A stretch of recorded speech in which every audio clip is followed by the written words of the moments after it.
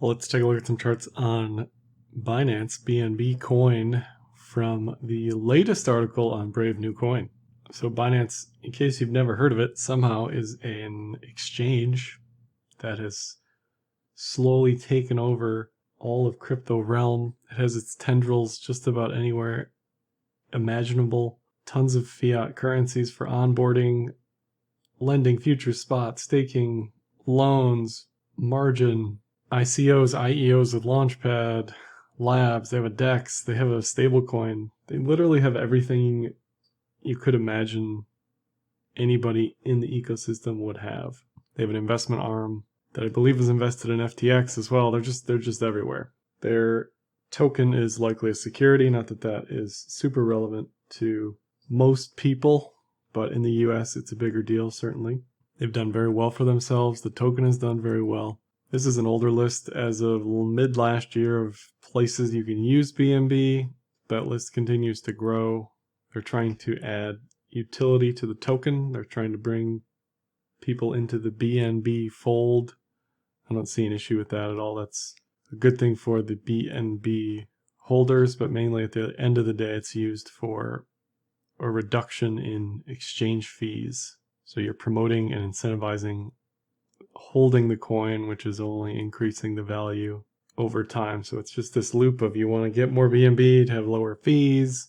You want to hold it to continue to have lower fees. As you hold it, price goes up. It's a really ingenious system. Employees at Binance are paid in BNB. The bonuses are paid out in BNB, that sort of thing. It's an all-encompassing thing.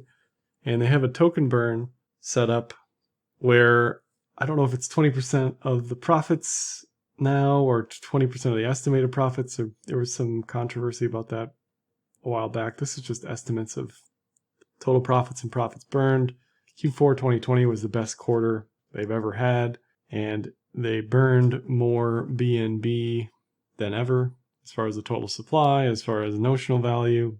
They're just firing on all cylinders. One caution for BNB or any exchange is they all have a life, they all have a shelf life. Look at Poloniex, look at Cryptsy, look at Coinbase even. The popularity of these exchanges tends to rise and wane rather quickly, if not just expire altogether. I don't think BNB is ever going to go anywhere, but keep in mind that these decentralized exchanges are giving these centralized exchanges a run for their money. BitMEX is another example. FTX doing things that a lot of other exchanges can't or won't do. So as innovative as BNB Binance has been, they have to continue to push the envelope, obviously, in order to compete with centralized exchanges, or other centralized exchanges, sure, which they already are pretty much out competing everyone else, but also now DEXs, which is, to me, the reason why they're listing all of these DEX exchange tokens so quickly. They're trying to get people to stay on the exchange versus go to a DEX to trade them, or using MetaMask, that sort of thing. They want to try to keep people in Binance, which from a business perspective makes sense. Total value of the BNB burn, I mean, just astronomical, considering the last highest burn was, what, 75 million, and this was 160 or something? What is it on here? Yeah, 166, basically. Just crazy stuff. Yeah, they have a stablecoin, by the way, also, and it is no slouch, especially when you look at OmniTether. It's catching up with that. DAI is quickly eclipsing the low-tier coins. USDC has just absolutely skyrocketed in popularity and use over the past few months with DeFi. And I think you see an interesting dynamic here with DAI rising above BUSD. BUSD is mainly a Binance exchange stablecoin, as far as I can tell. So it's probably going to be smaller than the entirety of the DeFi ecosystem as far as DAI is concerned. USDC and Tether's its own animal completely, but USDC is becoming increasingly popular in the DeFi realm. If we look at the token on-chain stats for BNB, transaction counts have continued to increase. A lot of this recently is probably related to speculation, more so than organic usage, but maybe not. A lot of this is trading related as well. If, like I said, you're buying it because you want a reduction in fees, at some point if it's a 10% reduction in fees, it pays for itself. So it only makes sense if you're trading a lot with Binance or on those exchanges. Transaction sizes went way up recently. They unlocked, what was it? They unlocked a ton of BNB, like 10x the size that they burned.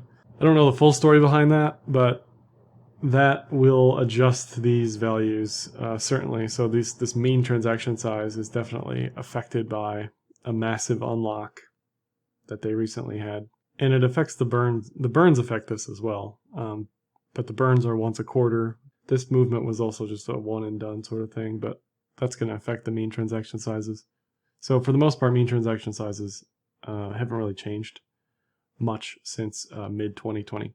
But transaction counts, hugely bullish. If you look at active addresses have kind of been all over the place. In the previous articles on BNB, I've talked about how active addresses kind of lead price. So price is in the line here, active addresses in the fill. And any bumps in active addresses tend to see bumps in price as well.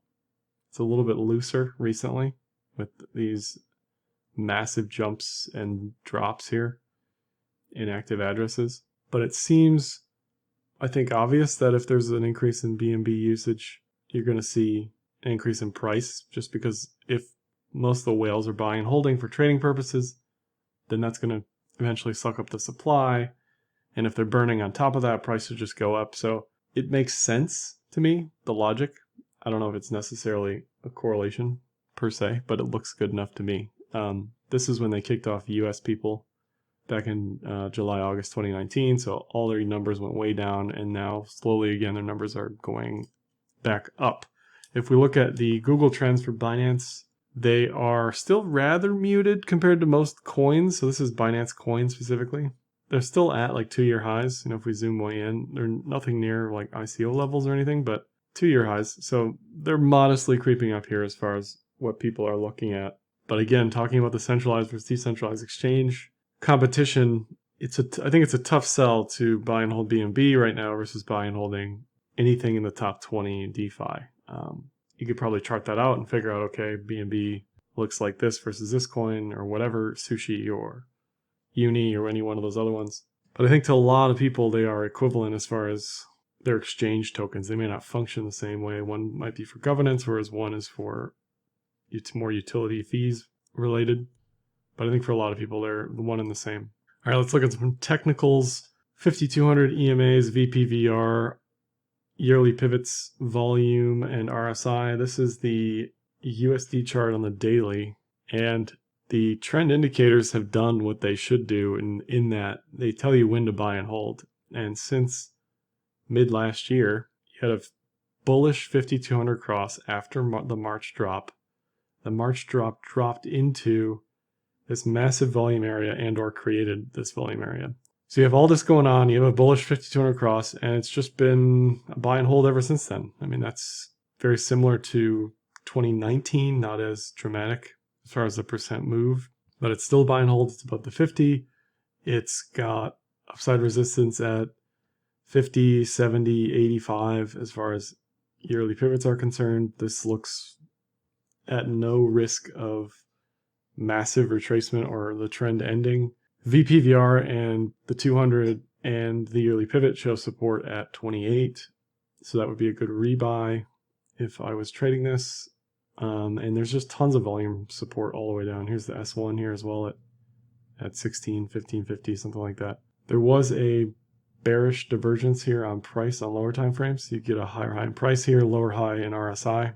I don't know what the chart looks like today. Everything sort of died off yesterday and bounced pretty heavily.